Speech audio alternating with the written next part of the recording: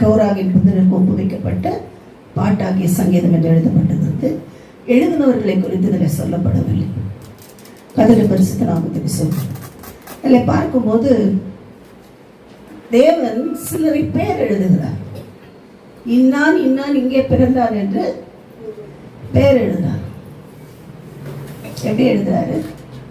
நமக்கும் இப்போ எப்படி ஒரு என்ன சொல்லுவாங்க, குடிமதிப்பு எழுதப்படும்படி இயேசு என்ன பண்ணாரு? இயேசு பிறந்த போது குடிமதிப்பு எழுதப்படும்படி என்ன செய்தார்? நாசரேத்துக்கு போனார். கர்த்தருடைய பரிசுத்த நாமத்துக்கு ஸ்தோத்திரம். நாசரேத்திலிருந்து எருசலேமுக்கு போனார். இப்படி குடிமதிப்பு எழுதுகிறதற்காக அவங்கவுங்க ஊருக்கு போனார்கள் என்று பெத்லகேமுக்கு போனார்கள் என்கிற காரியத்தை குறித்து நாம் வாசிக்கிறோம். கர்த்தருடைய பரிசுத்த நாமத்துக்கு ஸ்தோத்திரம். அப்படியே இன்றைக்கும் என்ன இருக்கு? குடிமதிப்பு என்கிற ஒரு காரியம் இன்றைக்கும் பழக்கத்தில் இருக்கிறது. அன்னைக்கு எழுதுனதுதான் ஜனத்தொகை கணக்கெடுப்பு. எவ்வளோ பேர் இருக்காங்க, ஒரு ஃபேமிலியில் எத்தனை பேர் எழுதுகிற காரியெல்லாம் அன்னைக்கு எழுது. இன்னான் இன்னான் இங்கே பிறந்தான் என்று பேர் எழுதப்படும். இப்போ தேவன் ஒரு புக்கு வச்சிருக்காரு. அவரோட புக்கில் என்ன பண்ணுறாரு? அன்னைக்கு குடிமதிப்பு எழுதப்பட்டது போல மாத்திரம் அல்ல, ஆதியாகமத்திலிருந்து பிறந்த எல்லா மனுக்குலத்தையும், ஆதாமுக்கு பிற்பாடு பிறந்த எல்லா மனுக்குலத்தையும் இன்னான் இதிலே பிறந்தான், இன்னான் இப்படி வாழ்ந்தான் என்று அவர்களை குறித்த எல்லாவற்றையும் ஆண்டவர் எழுதி வச்சிட்டார். கர்த்தருடைய பரிசுத்த நாமத்தில் என்ன நடக்கும்னு எழுதி வச்சிட்டார். இதுதான் நிறைய பேர் என்ன சொல்றாங்க, தலையெழுத்துன்றாங்க. ஆண்டவர் எழுதி வச்சிட்டார்ல, அதனால என்னது தலையெழுத்து. ஆண்டவர் தலையில் எழுதலை, புத்தகத்தில் எழுதி வச்சிருக்காரு. ஒரு ரெக்கார்டு வச்சிருக்காரு. கர்த்தருடைய பரிசுத்த நாமத்துக்கு ஸ்தோத்திரம். இப்போ இதெல்லாம் எழுதி வச்சுட்டாரு. இவங்க இங்கே பறப்பாங்க. நம்ம ஒருவேளை ஒருத்தர் எங்கன்னா மதுரையில் பறந்துருப்பாங்க, ஆனால் இங்கே வந்து செட்டில் ஆகிருப்பாங்க. ஒருத்தர் வேற ஏதோ ஒரு ஊரில் டெல்லியில் இருந்திருப்பாங்க, இங்கே வந்திருப்பாங்க. எப்படியும் ஒரு இடத்துல இருந்து ஒவ்வொருத்தர் வந்திருப்பாங்க. ஆனால் நம்ம எங்கே பிறந்தோங்கிறது தான் தேவன் எழுதி வச்சிருப்பாங்க. அதுதான் முக்கியம். கர்த்தருடைய பரிசுத்த நாமத்துக்கு ஸ்தோத்திரம். ஆவிக்குரிய வாழ்க்கையிலே அதுதான் முக்கியம். எத்தனையோ சபையில் அங்கங்கே ஆத்துமாக்கள் ஞானஸ்நானம் என்கிறதுல பிறக்கிறார்கள், பரிசுத்த அபிஷேகத்தில் பிறக்கிறார்கள், நிறைய கூட்டம் பிறகு எங்க பிறந்தோம், எந்த இடத்துல பிறந்தோம்? இதில் வாசிக்கிறோம். என்னென்ன ஊர்ல எல்லாம் பிறந்தவங்களாம் எழுதினாராம். அதில் வாசிக்கும் போது கூட பெலிஸ்தியர், தீரியர், எத்தியோப்பியர் இவங்களெல்லாம் கூட எல்லா பிரஜாதிகள்ல கூட இன்னான் இன்னான் இங்கே பிறந்தான்னு எழுதி வச்சாச்சு. இதுவரை கிறிஸ்டியன்ஸ் மாத்திரம் மெயின்டைன் பண்ற ரெக்கார்டு இல்லை, எல்லாருக்கும் பெலிஸ்தியர், தீரியர், அசீரியர், எத்தியோப்பியர் எல்லாருக்கும் ஒரு ரெக்கார்டு இருக்கு. ஆனா சீயோனை குறித்து மாத்திரம் ஸ்பெஷலா சொல்லுது. அதுவே அடுத்த வசனத்தை வாசிக்கலாம் சிஸ்டர். சீயோனை குறித்து இன்னான் இன்னான் அதிலே பிறந்தான் என்றும் சொல்லப்படும். சீயோனை குறித்து இன்னான் இன்னான் இதிலே பிறந்தான் என்று சொல்லப்படும். அப்ப எல்லா இடத்துலயும் பிறக்கிறதெல்லாம் பிறப்பு அல்ல. எல்லாம் ஞானஸ்நானம் எடுத்துட்டோம் சிஸ்டர். சரி, இப்ப எப்படி இருக்கீங்க? ஞானஸ்நானம் எடுத்து உங்க ஆவிக்குரிய வாழ்க்கை எப்படி இருக்கு? ஏதோ சர்ச்சுக்கெல்லாம் கரெக்டா போயிடும் அப்படிங்கிற அளவுக்கு இருந்தாது. தீரியர்லையோ எத்தியோப்பியர்லையோ பெலிஸ்தர்லையோ இருக்க ஒரு கூட்டம். கர்த்தருடைய பரிசுத்த நாமத்துக்கு ஸ்தோத்திரம். ஏதோ ஞானஸ்நானம் எடுத்துட்டு அபிஷேகம் வச்சுட்டேன், நல்லா இருக்கு சிஸ்டர், ரொம்ப சந்தோஷமா இருக்கு. சரி, நீங்க ஆண்டவருக்காக என்ன செய்றீங்க? அவர் எனக்கு நிறைய செய்யறாரு, அது போதும். அவருக்காக நான் என்ன செய்யணும்? அவருக்காக நான் ஒன்றும் செய்ய வேண்டாம். நிறைய அவர் கொடுக்குறாரு, என் ஆசை, அது போதும். இது யாரு? பெலிஸ்தியர்கள். கர்த்தருடைய பரிசுத்த நாமத்துக்கு ஸ்தோத்திரம். இந்த எத்தியோப்பியர்கள் யாருன்னா, அவர்களை குறித்து வேதம் சொல்லுது, அவங்களோட கலரை மாற்றவே முடியாது. எத்தியோப்பியர்களுடைய கலரை மாற்றவே முடியாது. அப்படின்னா தான் அர்த்தம், பிறந்துட்டாங்க, இங்க என்ன ஒரு கலரா இருப்பாங்க, அங்க என்ன ஒரு கலர். கர்த்தருடைய பரிசுத்த நாமத்துக்கு ஸ்தோத்திரம். ஆவிக்குரிய வாழ்க்கையிலும் வேற கலரா இருப்பாங்க, பார்த்தா தெரியாது அவங்க எங்க பிறந்தாங்கன்றது தெரியாது. அப்படிப்பட்ட விதவிதமான ஆவிக்குரிய பிறப்பை பார்க்கிறோம். சீயோனிலே பிறந்தவர்கள் பாக்கியவான்கள். சீயோனுக்கு என்று பெயர் எழுதப்பட்டவர்கள் பாக்கியவான்கள். அது மாத்திரம் அதிலே வாசிக்கலாம். உன்னை குறித்து எருசலேமே, உன்னை குறித்து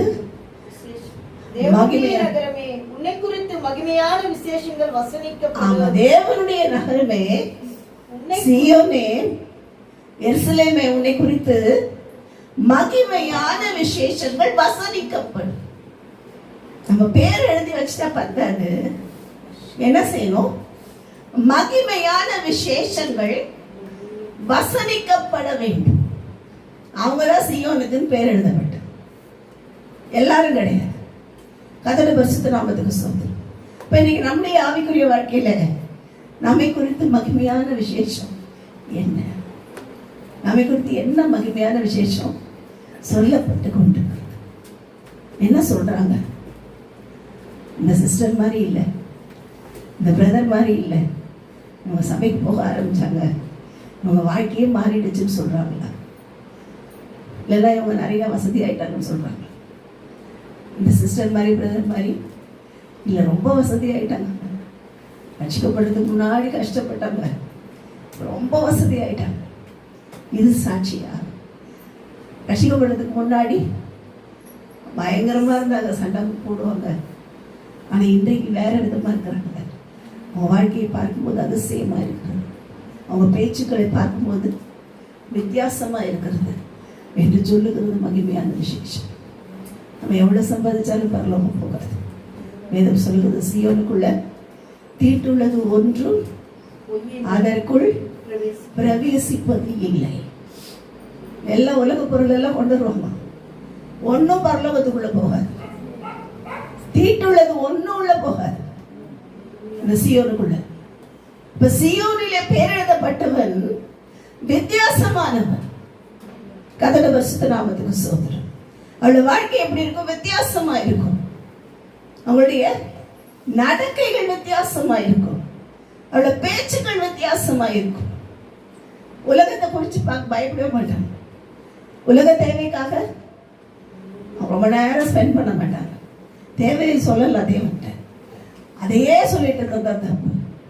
கர்த்தருடைய பரிசுத்த நாமத்துக்கு ஸ்தோத்திரம். அப்ப இன்னைக்கு அதை குறித்தே சொல்லி பேசிட்டு இருக்க மாட்டாங்க. நமக்கு 1000 தேவை இருக்கு. என்னை குறித்து மகிமையான விசேஷம் வசனிக்கப்பட வேண்டும் என்றால் என்னுடைய வாழ்க்கை வித்தியாசமா இருக்கும். கர்த்தருடைய பரிசுத்த நாமத்துக்கு ஸ்தோத்திரம். என்னுடைய வாழ்க்கையில ஒரு எழுப்புதல் வேண்டும். ஒரு சாதாரண ஒரு சின்ன ஒரு பொண்ணு தான், கர்த்தருடைய பரிசுத்த வேலை செய்யற பொண்ணு. வேலை செய்யறதுக்காக பிடிச்சிட்டு போயிட்டாங்க. அந்த பிள்ளை எப்படி இஸ்ரேல்ல இருந்ததோ தெரியாது, யார் வீட்டில் வளர்ந்ததோ தெரியாது, அவங்க அம்மா அப்பா எவ்வளோ ஆசையா பார்த்து வளர்த்தாங்களோ தெரியாது. சீரியர்கள் வந்து சண்டை போட்டு இஸ்ரவேலரை கொள்ளையிட்டு எல்லாரையும் அடிச்சு காலி பண்ணி மிச்சம் மீதி இருக்கிற சிறு பிள்ளைகள், வாலிப பிள்ளைகளை அவங்க கூட்டிகிட்டு போனாங்க. அப்படி கொண்டு போகும்போது ஒரு பிள்ளையை கூட்டிகிட்டு போயிட்டாங்க. கர்த்தருடைய பரிசுத்த நாமத்துக்கு ஸ்தோத்திரம். கூட்டு போய் வேலைக்கார பிள்ளையா இருக்கு, கொண்டு போய் அங்கே வச்சிருக்காங்க. இது என்ன மகிமையான விசேஷம்? எங்க நல்லா இருந்த பிள்ளையை கொண்டு போய் சிறையிருப்புல கொண்டு போய் வச்சிருக்கிறது தான் மகிமையான விசேஷமா? அப்படின்னா அந்த இடத்துலையும் அந்த மகள் தன் தகப்பனை இழந்து போனாள், தாயை இழந்து போனாள், குடும்பத்தை எல்லாம் விட்டுட்டு வந்திருக்கா. நான் பிறந்த ஊரை விட்டுட்டா. அவன் எவ்வளோ ஃப்ரெண்ட்ஸோடு விளையாடிட்டு இருந்திருப்பான், எல்லாரையும் விட்டுட்டா. விட்டுட்டு கொண்டு போய் சீரியா தேசத்தில் போய் வச்சிருக்காங்க. ஒரு அடிமை பெண்ணா வேலை பார்க்கறதுக்காக. அதில் யாருக்கு வேலை பார்க்க? நாகமான் என்கிற ஒரு குஷ்டரோகி. ஒரு குஷ்டரோகி அவன். அசிரியா அந்த இராணுவத்தின் மந்திரியா இருந்தவன், தளபதியா இருந்தவன். அவனுக்கு ஃபுல்லா உடம்பு ஃபுல்லா குஷ்டரோகம். இவனுக்கு மருந்து போடுறதுக்கு வேலை பார்க்கறதுக்கு யாரை கூப்பிட்டு போயிருக்காங்க? மகிமையான விசேஷம் வசனிக்கப்படும் சொல்லப்பட்ட சீயோனில் இருந்த பிள்ளை தூக்கிட்டு போயிருக்காங்க. கர்த்தருடைய பரிசுத்த நாமத்துக்கு ஸ்தோத்திரம். இப்போ கொண்டு போய் அங்கே இருக்கிறா, எல்லாம் போச்சு. நம்ம ஏன் கடவுளை பின்பற்றணும்? நம்மளும் அந்த சீரியரோட சேர்ந்து தாகோனையோ ஏதோ ஒரு கடவுளை வணங்கிட்டு போயிடுவோம் என்று சொல்லி அவள் செய்திருக்கலாம். என்ன பண்றா? எல்லாரும் போனாலும் என் தேவன் யார் எனக்கு தெரியும். கர்த்தருடைய பரிசுத்த நாமத்துக்கு ஸ்தோத்திரம். யார் இருந்தாலும் இல்லைனாலும், எனக்கு எது இருந்தாலும் இல்லைனாலும், நான் என் தேவனை அறிந்திருக்கிறேன். ஒருவேளை நான் குஷ்டரோகிக்கு வேலை செய்யறதுக்கு என்னை கொண்டு வந்து விட்டாலும் என் தேவனுடைய தேவை என்னன்னு எனக்கு தெரியும். நான் தேவனை அறிந்திருக்கிறேன், தேவனுடைய தேவையும் அறிந்திருக்கிறேன்.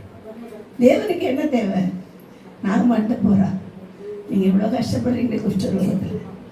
ஒரே ஒரு தடவை போய் இஸ்ரேல்ல எங்க தீர்க்கதரிசிகிட்ட போய் ஜெபம் பண்ணிட்டு நல்லாயிருன்றா.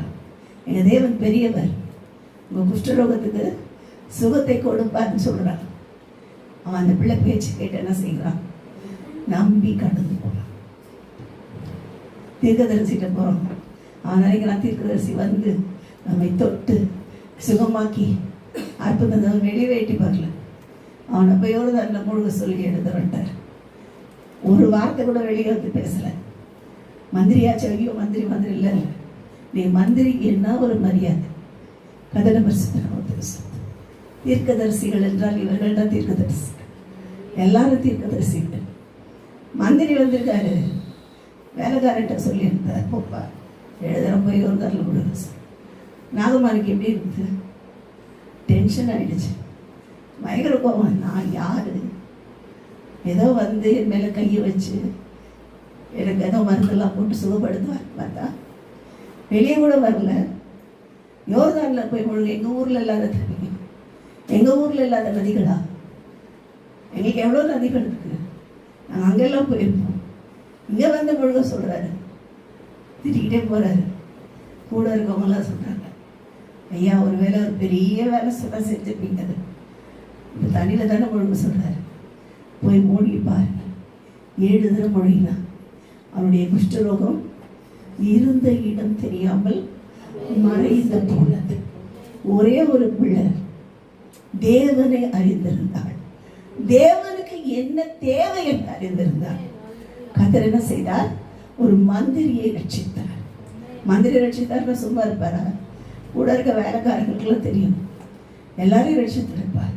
இப்ப தேவனாலே கூடாத காரியம் மகிமையான விசேஷம், அதுதான் முக்கியம். என்னை குறித்து என்ன சொல்லப்படுகிறது? நான் என்ன ஆண்டவரே மகிமையான விசேஷம் வசனிக்கிற அளவுக்கு என் வாழ்க்கை இருக்கு.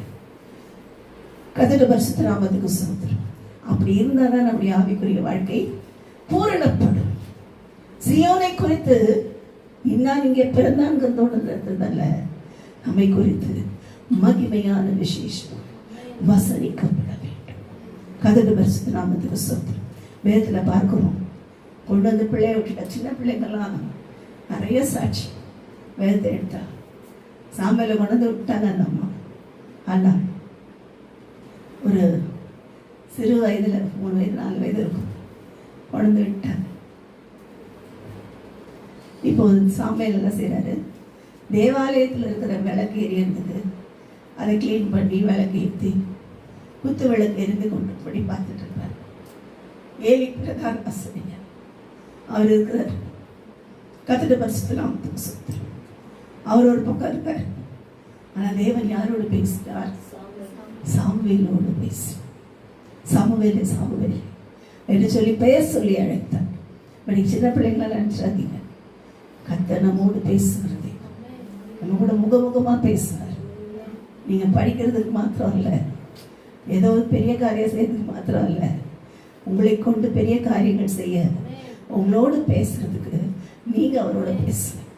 கர்த்தருடைய பரிசுத்த நாமத்துக்கு ஸ்தோத்திரம். அப்ப இன்றைக்கு நம்மை குறித்து மகிமையான விசேஷங்கள் வசனிக்கப்பட வேண்டும். அப்பதான் தேவன் என்ன செய்வார்? நம்மை விரும்புவார். வாசிக்கிற பிரியமாயிருப்போம். உன்னிலே நான் என்ன செய்கிறேன்? மகிமைப்படுவேன். நான் உன்னில பிரியமா இருப்பேன். பிரியம் நம்மிடத்துல எப்பொழுதும் காணப்பட வேண்டும்.